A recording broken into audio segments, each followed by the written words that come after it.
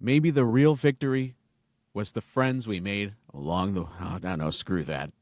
That ending sucked. Doesn't make anybody feel any better to continuously be on the losing end of, oh my gosh, that was the craziest thing I've ever seen. That was the greatest LCS we've seen in quite some time. No.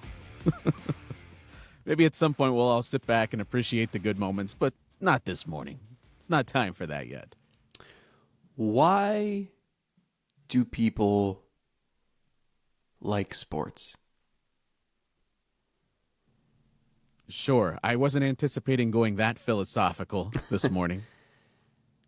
I jokingly said to an employee in the press box during game 3 when it was looking bleak or something. And I jokingly said something like, your daughter's a Cleveland sports fan, right? He's like, yeah. I'm like, shame on you, man. Why'd you raise her a Cleveland sports fan? I know a lot of people are dealing with a lot of emotions. You're trying to process it. It's not even just the fans. It's the players. It's everyone in the organization. It's you and me. Like trying to figure out. There's a lot to try to sort through. A lot of different emotions. A lot of different takes. And different times for all of those emotions and takes to be processed. Like, should they re-sign Matthew Boyd? I don't know. Ask me on November 16th. That's the topic for that day. Can you believe it's been 76 years without a World Series? I don't know. Ask me on like October 25th. There's just so much to sort through, and I've struggled to figure out, even like writing after the game, I'm like, I don't know exactly what part of this is most important right now. So tell me where you're at. Well, the thing is, I am still coming to grips with how to process all of this, because there's some good here. We always play the game Imagine Telling Yourself, and there's some nugget of truth there. To be on October 19th, the season ending with the Guardians going down to the Yankees, losing in 5 games, 5-2 in Game 5, the thrilling comebacks and the back and forth, and this series only goes 5 games, but the Yankees are holding on by the skin of their teeth in every single one of these games, and the Guardians had one of the most ferocious comebacks and improbable wins in their franchise's history in this series. I want to be able to hold on to the good, everything that happened in this series. But at the same time, as we talk about a lot on this show, expectations change. And as the season goes on, things that you would have been okay with 2 months ago, you're not okay with now. You want more. You're in this position. You know how hard it is to get here. As we saw in 2022, there's no guarantee that just taking a step forward means the next step will again be another step upward. Doesn't always happen that way. And it's really tough to be in a position like the Guardians were this season. A lot has to go right. And sometimes things go wrong. You have to find a way to overcome them. And to be in the league championship series with a chance to go to the World Series, staring at that drought in the face, you can't take that for granted ever, because it's so tough to be here. And I also want to process how much it stinks to then have that ride be over. I want to hold on to both of them, but it's going to take more than just 24 hours. It's probably going to take more than 24 days, and heck, it might take all the way until spring training when I finally arrive at how I feel about this entire thing. But I think we're all in that boat. What I'm most curious to know, and you can share some of where you're at too, but what I really want to know is the thing that we weren't there to see. Take us behind the scenes of how the players were dealing with that moments after their season ended. We're all going to try to get to the bottom of how we feel. But what you can bring us today is some degree of how the team felt in that moment once their ride is done. A lot of tears, a lot of hugs, a lot of guys who didn't want to leave. There's like a cool symmetry about it where Look, there are segments of every fan base, even in Cleveland, where it is championship or bust. Don't talk to me about anything except a World Series title. I'm not going to pay attention or invest or sink my teeth into to a team until the parade. That's just a fact that you can fan however you want to fan if that's the way you choose to fan. It seems miserable to me, but go ahead. The point is the journey, and it's to feel like you were there from day one when you get to the end, right? That's what I would think, but okay. Those who were along for the ride, those who listened to us make our war draft picks in March, those who, hey man, when you're a 4-time champ, you're going to bring it up anytime you can. Those who tuned in when they opened the season on the West Coast, even though the games didn't end till 1 a.m. and you had to get up for work the next day. Those who followed it from the beginning probably are the ones with the most complex feelings today, because what you just witnessed, just a series that, yeah, it was 4-1, but those 3 games in Cleveland were coin flips and probably took years off your life. So you're mixed with the disappointment and frustration of that with the journey that they took you on and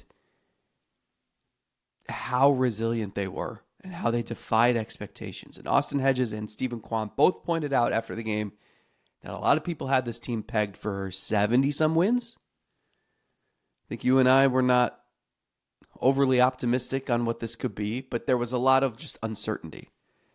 And I tried to characterize it as, look, it wasn't so much doubt as it was just, who the hell knows what you have? You have a new coaching staff, a first-time manager. You didn't do anything over the offseason. It's a lot of the same faces. So, and then you lose Shane Bieber at the beginning, and Tristan McKenzie never figured it out. And so just every step along the way screamed, this isn't real. But when you make it to October 19th, it is real. And so I think that journey was so rewarding. I wax poetic about it all the time, about how a good baseball season is the heartbeat of your summer. It's every day you wake up, the sun's out, and you know that night you also have a game you can watch.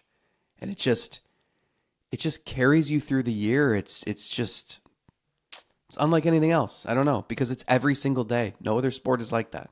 And so for those who so similarly, how those fans are feeling who are along for the journey, who can say, man, that series sucked, the finish sucked, but what a ride it was, because I didn't see it coming. And every time I doubted them, and every time I said, oh, well, here they go, sputtering into the All-Star break. This is where reality rears its head. Oh, there goes their AL Central lead. Here come the Royals. Here come the Twins. Here comes whoever. Oh, they're down 2-1 against the Tigers. Like, they answered back every time. So, you can't ignore that. You can't ignore, as you said, an ALCS trip. You would have signed up for that in February or March or June or August. So it's compartmentalizing those feelings, because that's exactly what everybody in the clubhouse is feeling too. In spring training, 30 teams boast, oh, our goal is to win the World Series. Maybe half of them believe it. A few of those half actually can do it. And for the Guardians, it was, you tell yourself that. You have to convince yourself you're capable of it. And you hope you're right. They got off to a good start and didn't look back. And it was their way of proving to everyone that what they believed early in spring training was legitimate. And so you hear all the cliches. You hear about how that team fights for each other, how much they enjoy getting to the ballpark, how much they don't want to leave after a game, how much they love hanging out with each other outside of work. It's legitimate. Like, you can see, you watch a game, you look in that dugout, you see them celebrate. The fans know. Those guys are so tight-knit. And it's impressive to have that with a new coaching staff. It's impressive to have that with such a young group. And I think so. I think it's all of that. It's everything the fans are feeling. I think the players are feeling too. I think they're proud of what they accomplished. I think they're frustrated they didn't take it a step further. And there's also the finality of it all. You slam into a brick wall at the end of the season with no warning. That brick wall wasn't there a minute ago. You're up 2-0, or you get key outs in the ninth inning and it's your turn to bat, going for a walk-off. And in the back of your mind, you're daydreaming about that trip to New York and getting back to Yankee Stadium and the pressure being on the other team and how you could force a Game 7. And in a Game 7, anything happens and you've got your most trusted pitcher on the mound. And you're thinking about all that, and then it just ends. Then it's just over. And now you're sitting at your locker in the corner of the room, surrounded by teammates, having a beer, tears are flowing, and yeah, you'll see these guys for like 30 minutes the next morning to clean out your lockers, and then that's it. Then you'll see some of them in spring training, and some of them you won't. And it'll be a brand new team, and you'll have to forge a new identity, and it might not be the same. You never know. So it's why baseball is, it can create so many special things, and it can tear you apart. And often does. I think Cleveland fans experienced all of it. I think it's healthy to feel that level of conflict about this ending. And I'll tell you why. I don't think you should go through really life only looking at the positive. Sometimes it's the failures that help us grow as individuals, helps us learn, and helps push us to be better. And I think there's no clear indication of that than the photo I know you used at The Athletic, not you personally, but on your story, the photo that was used, and the one that I plan to use on the thumbnail for the YouTube version of this show. Thank you for being here, by the way. It is the Selby's Godcast. I'm T.J. Zuppe. That's Zack Meisel. And thank you for being along for the ride here on YouTube, on Spotify, on Apple Podcasts. Podbean. Those that became Patreon supporters throughout the year. It was a hell of a fun ride, and clearly the ride's not over. We just continue to do this, even though the season is over. But thank you for being here and for supporting the show. We have big things ahead, and just because the off-season is here, if you've been here for an off-season, sometimes those are the most entertaining shows.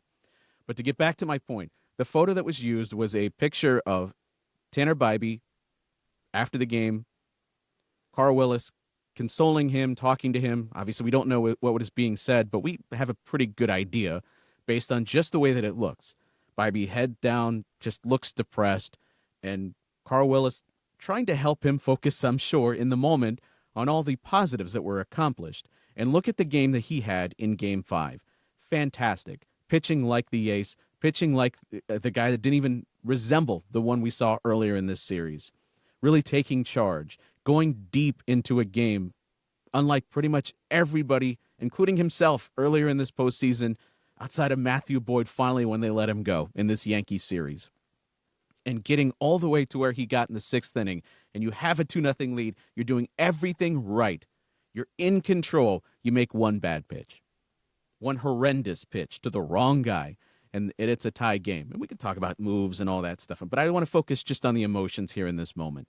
I think it's healthy for Tanner Bybee to be able to feel the pain of that moment and not let that go, not just say, but I only made one bad pitch. No, I think you need to kind of let that sit with you for a minute, more than a minute, because it's those moments that are going to force Tanner Bybee.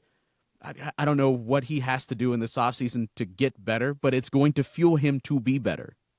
It's going to fuel him to know I've got to be a better version of myself, even the one that was fantastic for 5 2/3 innings when my team needed me. But I made one bad pitch in the one wrong spot, and sometimes that's baseball, but I want that drive to be there, and I want that to be there for every player. For the best guy in the team, Jose, who did not have a great postseason, and even in Game 5, had some disappointing moments at the plate when he could have helped lift this team. And contrast that on the other side with the superstar players that just went to an entirely different level in this series. Generational talent, both of them current in Soto and Judge, and one that looked like a generational talent at one point in his career, getting back to that level, and Giancarlo Stanton being the league championship MVP. Jose needs to sit with all of the negative things that happen in the series and the postseason, and at at this point in his career, it still needs to push him into next year. So I think you need to, yes, as a fan, we sit with it. You wake up today disappointed. Yes, the Yankees played like the better team, and they're moving on. I mean, there's no denying that. But I think you let that resonate with you a little bit because it forces you to be better next year. And then the healthy part is then you do have to then remember this. Look at all the great things I accomplished too. That is still me too. I just need to find a way to be better and be hungrier next year. And we'll see.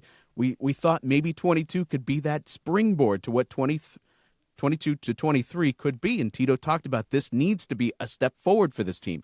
It was not. They took a huge step back in 23, so much so that everything you talked about to begin the year, all the negativity or the cynicism about what this club was going to be was because they didn't take that step forward in 23. We'll say it again, 24 into 25, it's got to be that springboard. And hopefully you take all the pain that you feel in this moment as the push into the offseason to help you achieve whatever that next level is for many of these young players. Good. So is this when you want to talk about the TV deal, TV revenue going down and all that? No, okay. No, I'm with you. I mean, I everything is set up for them. This was the perfect storm. I hate you. Like, if we take a step back and you think about, it's never going to be the 90s. The Browns exist no matter what the state of the franchise is. They exist. They're here. They weren't in the 90s. They were in Baltimore. So you had that perfect confluence of events that led to a sellout streak and the glory days and all of that. But I think they capitalized on an opportunity here that they usually don't. I think there were a lot of people who are just finding it frustrating or difficult to root for the Browns, in large part because they stink and the quarterback, and just it doesn't look like there's a path out of here towards success. And I think people are looking for something refreshing to take their attention away, and I think the Guardians did that. I think the Cavs can do that. You're never going to replace football as the top thing. But you can give people a reason. I mean, in 2016, they did it. And then they went out and they used that as a springboard and signed Encarnacion and built so much excitement for the next season. You got to do it again. And everything is set up for them. You've got renovations that'll be completed by opening day. People are going to want to come check out the ballpark. They already packed Progressive Field this season. You have to build off of it. You have to have an off season that says, look, I mean, it says, look, we really want to end this drought. I mean, I talking to Sandy Alomar and hearing the pain in his voice, talking about how many times it's been the damn Yankees ending his season. Like, that guy needs to see a title. Hearing Carl Willis talk about how badly he wants to reward the organization with a title because they've had faith in him for decades. And he decided to come back with a brand new coaching staff that he didn't know because he wanted to see this organization finally break through. That guy needs to see a title. Listening to Tom Hamilton sign off once again in like a quieter voice instead of whatever magic he would ad-lib in the greatest moment of his career. That guy needs to see a title. So there are people listening if you were born in, like I was talking to Jim Ingram, born in 1951, has covered Cleveland baseball longer than anybody. At the age of 73, still shows up to the ballpark. He doesn't have to. He's semi-retired. Shows up to the ballpark for every home game in his same seat, watches this team. He voted Chad Oj for 1997 World Series MVP. He remembers them wheeling the champagne into the Indians clubhouse. Like, that guy needs to see a title. He needs to know what it's like. It's the one thing he's never chronicled in his career. It takes a lot of things. It takes fortune. It takes health. It takes development, performance. If you can show the fan base that you want all those people who just want to see one before they die, if you can prove that you are invested and are desperate to see it too, I think people are ready to just fully jump in. And so that's why I think the season was so healthy. It was like great, aside from a few blips on the radar, it was great vibes from the opening road trip. And you can build off that. You're right. Tito said it 2 years ago. It was a great season, but it's a great season if you use it and like launch off of it. It's no one's saying like, man, how about that 2022 season? Because it didn't lead to anything. So you have to make sure that you don't follow the same fate this time. And clearly you're going to need some, in addition to whatever you help with outside moves made, in some cases not made, but I think we're going to be looking at the front office here. Ownership is going to have to step up. Based on the interactions I've seen on Twitter, there's not a lot of hope that that's going to happen. And I think there's some history here that would show there's a reason to be skeptical. Yes, they have on occasion stepped up, but not frequently enough to ever really take that step forward or really instill a lot of belief that they're going to do it. But it's also going to take internal growth. Young players here do have to continue to get better. Guys that were solid have to be better than that this year. Guys that underperformed or maybe even didn't develop or took a step back have to be better next year. Andres Gimenez has got to be better offensively than he was this year. For all of the great things that he brings defensively, I feel blessed to be able to watch that man play defense. Got to be better with the bat next year.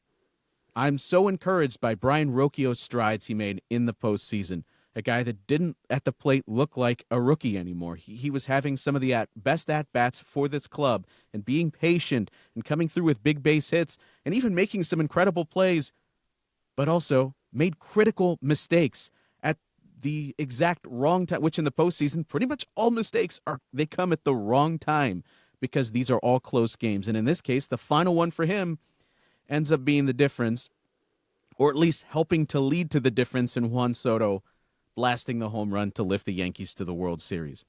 How does he take the good things away from the postseason, because there's a lot that you can build on here, but also use the mistakes as fuel to know, I'm a great defensive player that is prone to some hiccups. How do I clean that up? In the case of the one where he didn't make the play, that felt to me like the young player curse, where the young player doesn't know what they can and cannot accomplish. And sometimes that works because you make a play that no one would have done, and somehow you turn it. And it's like, why would you even think to do that? I can't believe you turned that. But then there are plays like the one that he did not make last night where he thinks, I'm going to turn this double play because I can do anything. And a more veteran player, a guy that has been around a little bit, would realize, I need to take my out here. That's the most important thing I can do in this situation because I'm not going to turn two. My only take on the game, the series, is that the Guardians didn't have a ton of margin for error, and every mistake they made seemed to come back to bite them. Because the Yankees could Judge, Soto, and Stanton had, 9 home runs? That's insane. Yeah. So I still think, it was a really competitive series. The Yankees winning in 5 is going to make it seem like they just flexed their muscles and pulverized the Guardians, and that wasn't the case at all. If the Guardians play clean baseball, if they get a hit with runners in scoring position in the first 2 games, maybe the series is different, maybe not. But they had no margin for error. They didn't have starting pitching, and then their bullpen was on fumes, and it caught up with them. Jose Ramirez didn't get the hits at the right time. Brian Rocchio made the errors at the worst time. Things like that. Little things that they were too costly. And then I also think,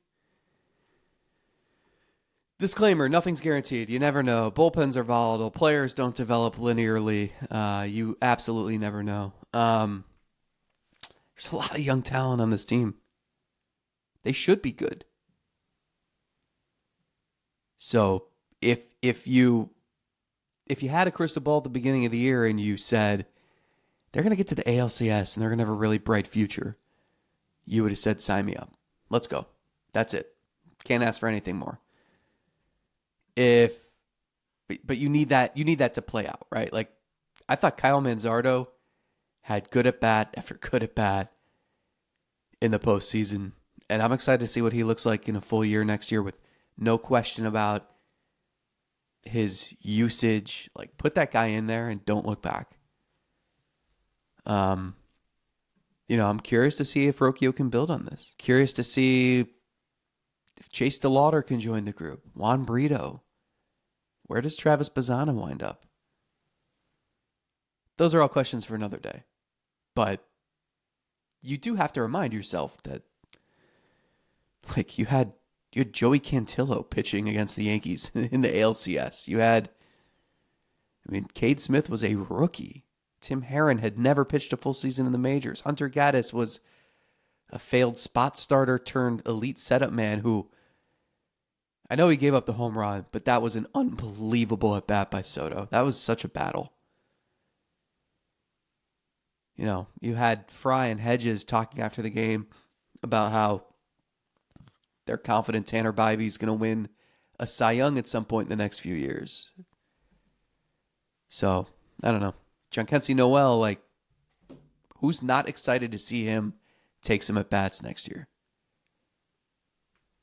So, I don't know. I know my brain's all over the place. It's like you bounce back and forth between, hey, nice season, and man, I'm excited to see what this looks like next year, and oof, feel bad for the fans who were living and dying with every pitch there.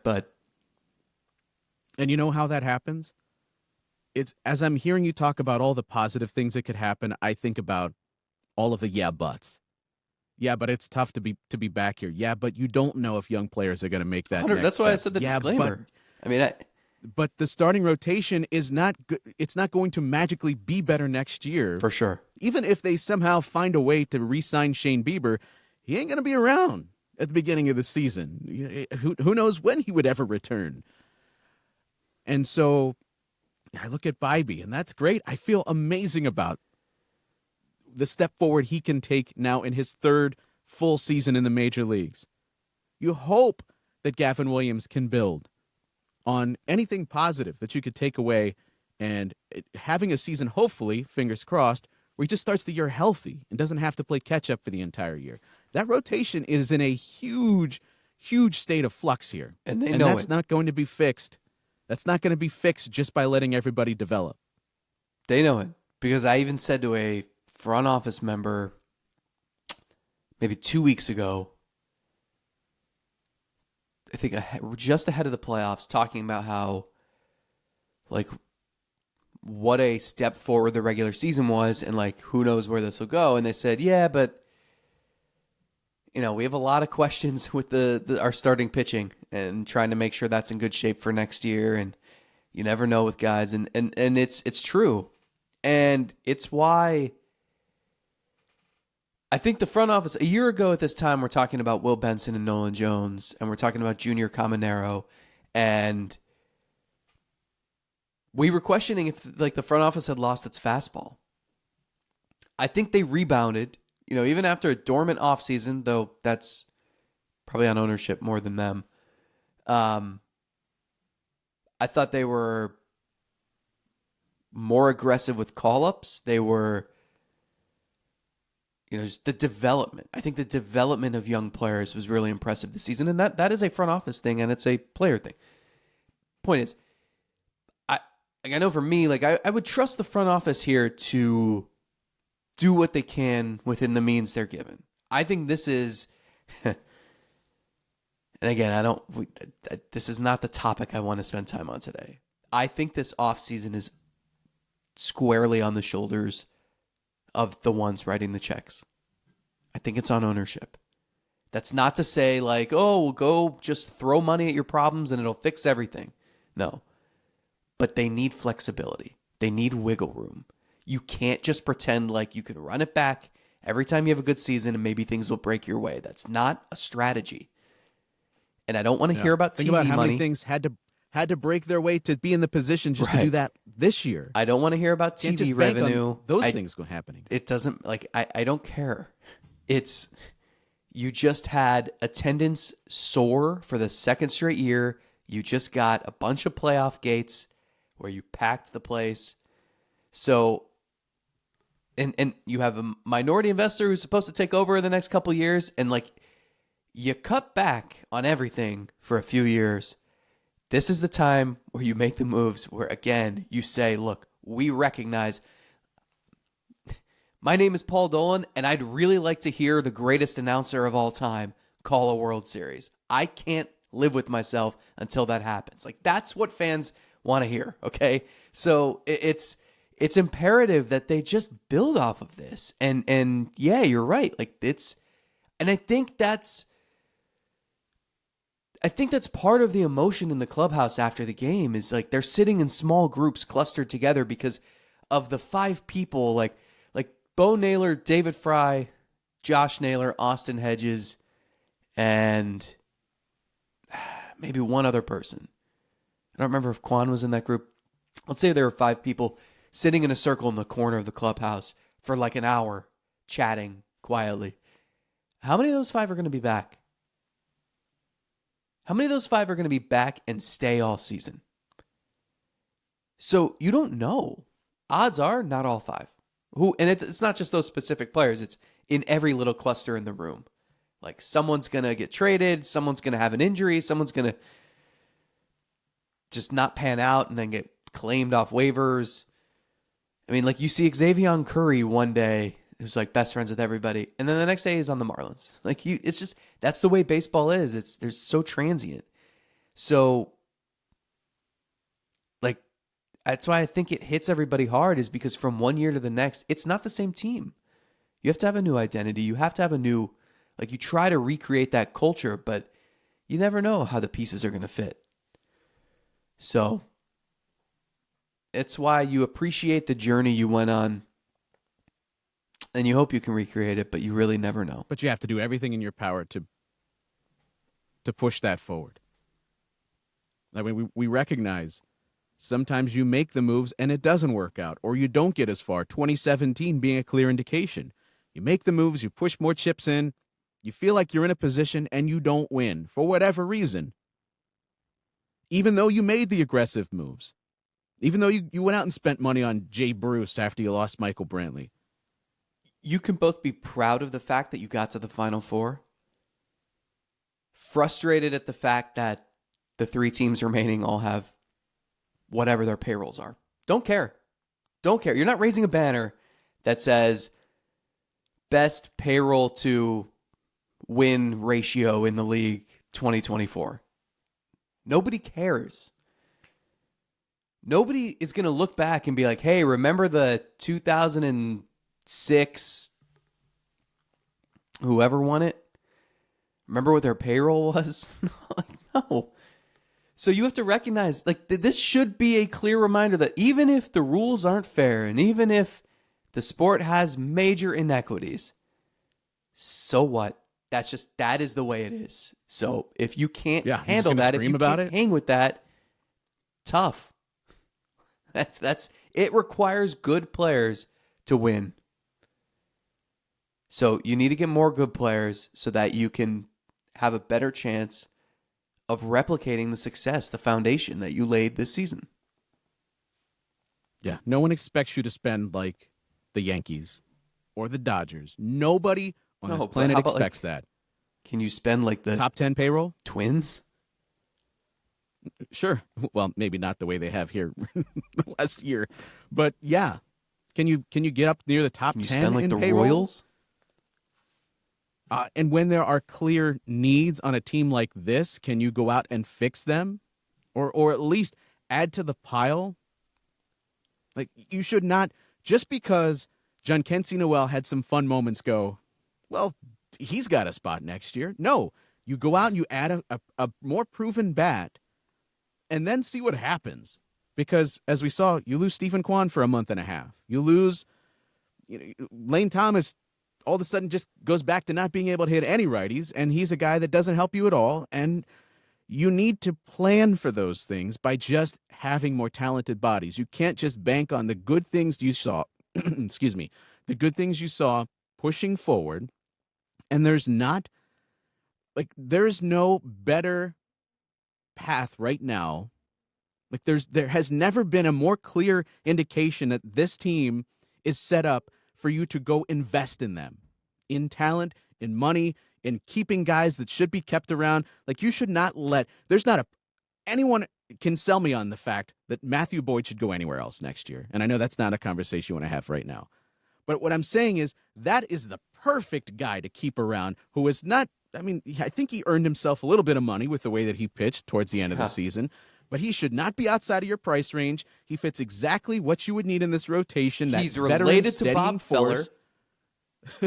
That is true, by the way. Story coming soon, maybe. He loved being here. He picked you out of a crowd. Why would you let a guy like that get away? You should not. You should not going into this season. Should we go through all the moves we think they should make? Shouldn't they sign Soto? No, there's so much offseason for that. Let's go back through a couple of things just in this game 5 and pick them apart, because these are things that even the manager is going to need to grow from, learn from. I thought at times, and God, I love 97% of Stephen Vogt's first year as manager. There were some things that were questionable even in the postseason. If there's anything I think Stephen Vogt is guilty of, and he's going to learn how to walk this tightrope, is he at times, I think, leans a little into the baseball guy mentality. And I really don't know how to deliver that and make that make sense. But it's kind of like I'm just here for the moment, and I love the baseball aspect of it instead of maybe what is the smart move. Kind of like, and this worked out in the positive, but the going with Bybee to face Santana and he strikes him out. And yeah, I think Vogt still has a little bit of that player mentality. My best against their best. And I think at times he can get he leans into that a little bit too much. I don't want him to lose that, because I think a great manager knows that line and knows when to push the envelope, when not to, when to trust the data, when to trust the guys. But I do think at times he got a little bit loose with that. Yeah, like the pitcher doesn't need to think of it like, oh, he's having me walk this guy. He doesn't think I can get him out. And more so he's having me walk this guy to set up a force play to give me an extra way to escape this. Yeah, I think there's a little too much like, well, if I let him face Stanton, he'll know I'm really confident in him and he'll go get him out. But you're right. You learn from it. Here's what he said last night. Besides saying he'd pitched to Stanton 100 out of 100 times. He said, I ask myself what's true. You can write a narrative in your head and spin yourself down a negative path and beat yourself up and second guess and go back. But what's true is you made what you thought was the best decision in the moment, and then you leave it behind. I have a mentor of mine who says, learn the lesson, leave the event. You leave the event behind and you learn everything you can from it, and there's no going back. Everybody makes mistakes. Everybody makes good decisions, bad decisions, or they just didn't work. For me, it's learn the lesson, leave the event. I think that's echoing what you're saying. Yeah, I think there are a handful of times where that happened in this series. I don't even know that I can explain it. For whatever reason, I think you would have walked Stanton when he hit the bomb earlier in the series when you were behind. This one didn't bother me as much when he pitched to Stanton. I don't know if it was just, I think of what is worst case scenario. The way they were pitching to Stanton, I think, was working. You got him down 0-2. He saw 6 pitches. None of them were fastballs. And the only pitch in the strike zone was the one he crushed. And Bo Naylor set up like 2 feet outside. So I thought the strategy was right. But the execution on the one pitch was not. You can't serve up a cookie like that with 2 strikes on him. You have to know that if the worst thing that happens here is I just lose him after I had 2 strikes on him, that could have just been where you got to anyways if you decided to put him on base. The one thing you can't do is leave that slide piece where he can just go down there and swing through and hit the ball 152 mile per hour out of the stadium. You can't. At some point, you have to get their best hitters out. You can't always walk them. You can't always walk them. There are times where it makes sense. I felt like earlier in the series it did make sense. This time, it wasn't like this was 111th pitch of the game. You know, a pitcher is grooving through until he's not, but you have to execute. At some point, you still have to execute to get these guys out because you can't always avoid them. Teams pitch around Jose because there's not a Stanton and a Soto and a Judge just looming. So they can always semi-strategically pitch around Jose because even if Naylor's taken strides forward and had a 3,100 season, he ain't those guys. He's not. And so teams will do that more. In a lineup like this, you're still going to eventually have to get them out. And you can't make mistakes like that to them. That's the reality. Your best pitchers can't do these sorts of things to hitters like that because they're too freaking good.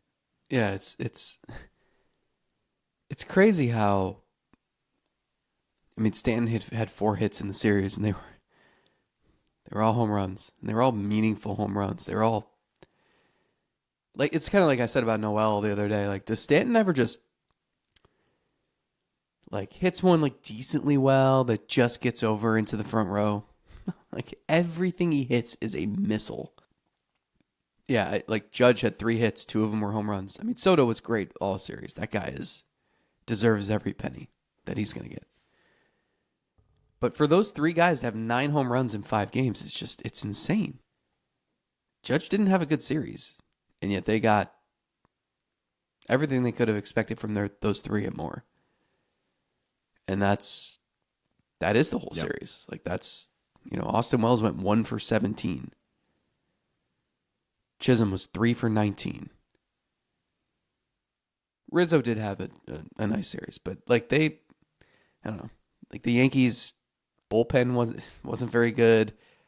I thought they did a really good job against Rodon, getting that pitch count up really high, being patient because he looks like he had good stuff too, but they were working those at bats. I like this Yankees team. They might win the World Series here, and they deserve it. Like, their stars absolutely showed up.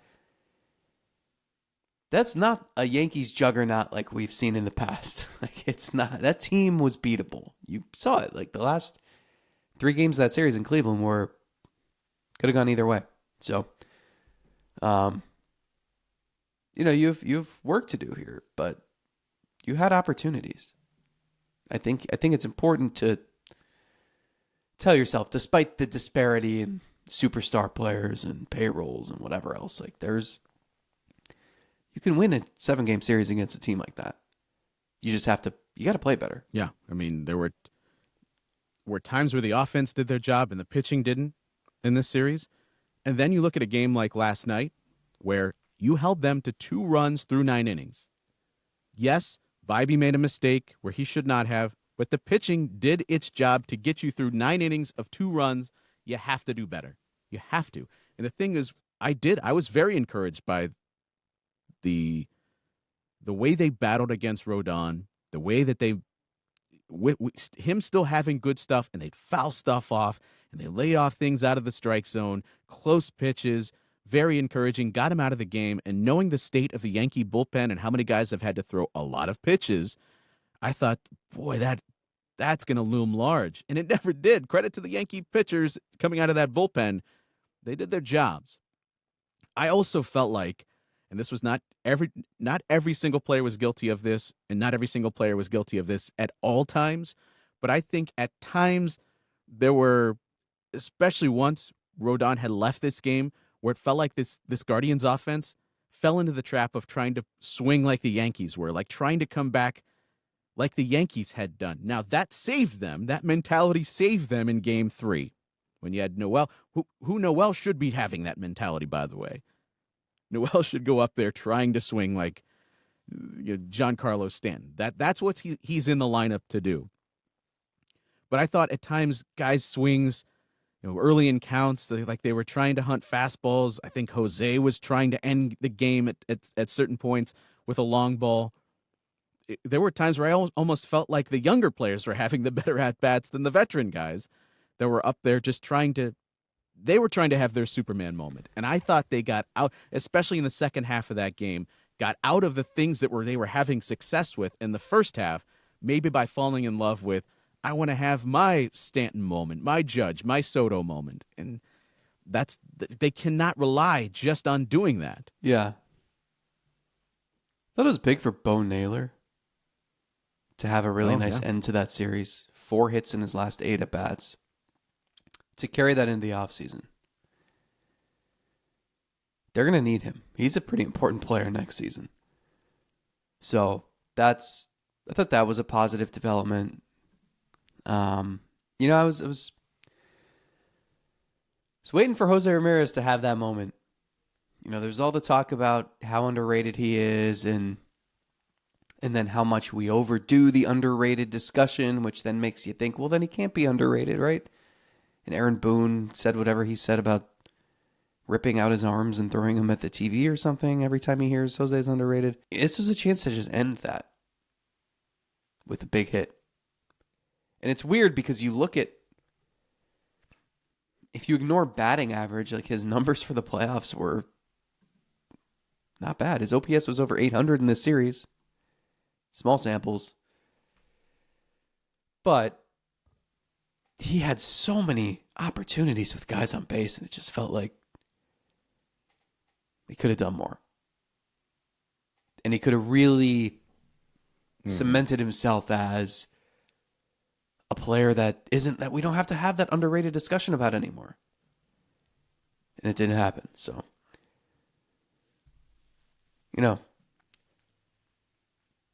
he'll show up in spring training and he'll put together another season where he hits 30 home runs and steals 30 bases and finishes 5th in the MVP voting. And then we'll do it again next October, I guess.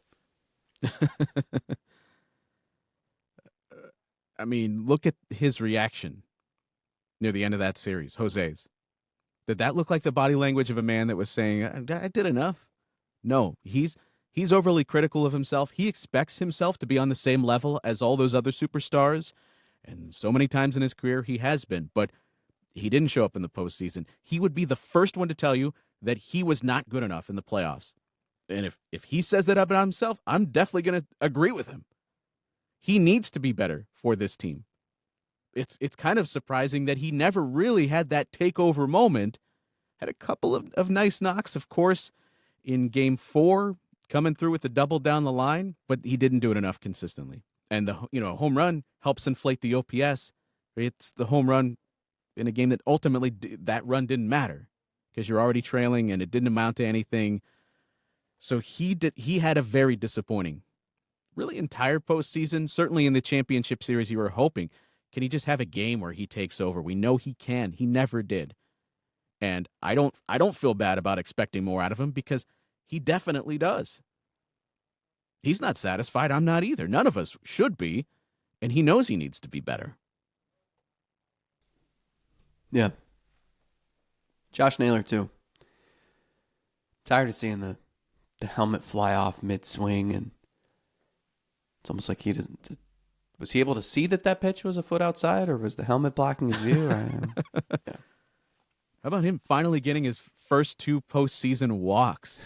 He had never done that before, walked in the postseason. Now I've seen everything.